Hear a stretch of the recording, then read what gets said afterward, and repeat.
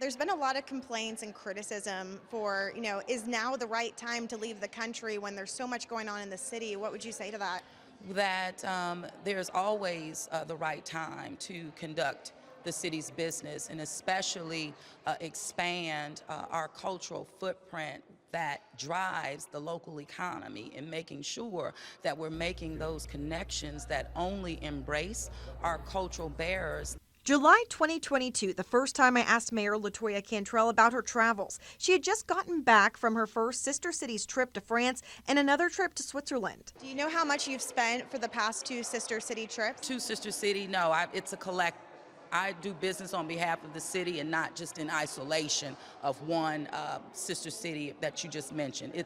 It's comprehensive in regards to the business that I do on behalf of the city. So no, I don't know offhand, just looking through the tunnel. I look at the whole. Do you understand why some people are concerned, though? I cannot, I don't know what you're asking me.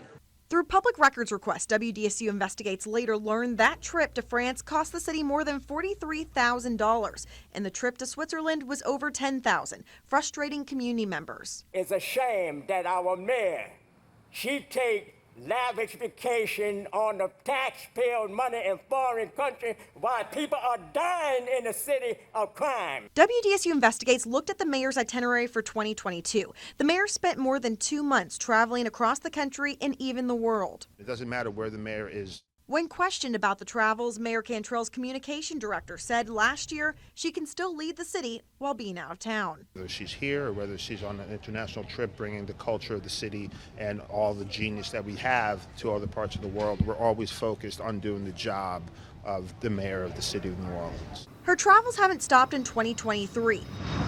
So far this year, the mayor traveled to Washington, D.C. for a conference and then back again for Washington Mardi Gras. Then a mayor's summit in Los Angeles and a conference in Chicago.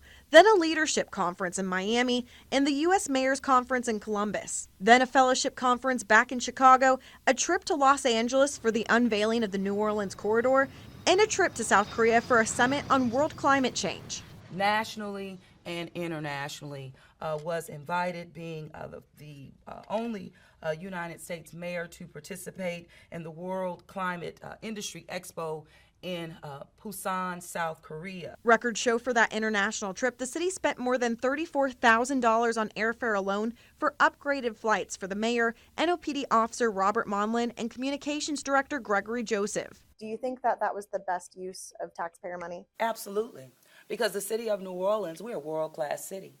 The city of New Orleans is a model for being on the front lines of climate change in the United States of America. The city of New Orleans is one of the only cities deploying and investing in infrastructure like we are in this city that we know in some cases are forthcoming in other cities across the country.